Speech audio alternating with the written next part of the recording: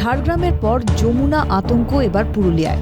শনিবার গভীর রাতে ঝাড়গ্রামের বেলপাহাড়ির কাঁকড়াঝোড় জঙ্গল ছাড়িয়ে বাঘিনী যমুনা ঢুকে পড়ে পুরুলিয়ার বান্দোয়ান জঙ্গলে। খবর পাওয়া যায় যমুনার অবস্থান শিরুগারুর জঙ্গলে। গত 15ই ডিসেম্বর ওড়িশার শিমলিপাল রিজার্ভ ফরেস্ট থেকে চলে আসে বাঘিনী যমুনা। ঝাড়খণ্ডের ঘাটশিলা পাহাড় জঙ্গল অতিক্রম করে বাংলার জঙ্গলে ঢুকে পড়ে। ওড়িশার শিমলিপাল টাইগার রিজার্ভের বিশেষ দল পৌঁছয়। বিভিন্ন জঙ্গলে বাঘিনীর খোঁজ শুরু করেন তারা। নজর রাখা হচ্ছে তার গতিবিধির ওপর।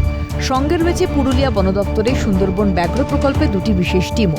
প্রতিনিয়ত চলছে সতর্কতা জারি। আতঙ্কে বাসিন্দারা। কিছু জানা গেছে? লোকেশন ওনারা আছে, বাইরে থেকে এসেছেন, ওনারাই করছেন। যা লোকেশন আছে তাই দেখা যাচ্ছে। আমাদের এই যাতে পাবলিক না ঢুকে ভিতরে, তার জন্য আমরা এখানে দিচ্ছি। এই রায়কা ডুংরিতে আছে। হ্যাঁ, এই পাশে এলাকারে। ভয় কতটা লাগছে? ভয় তো অনেক, সন্ধ্যাবেলা অনেকটাই ভয়। আপনার জঙ্গলে যান? হ্যাঁ, জঙ্গলে যাই। এখন কি জঙ্গলে না, এখন যাওয়া বারণ করেছে। ভয় তো লাগছেই। এর আগে কোনোদিন বাঘ দেখেছেন? বাঘ এমনি চিড়িয়াখানায় দেখা হয়েছে, এমনি জঙ্গলে দেখা হয় না।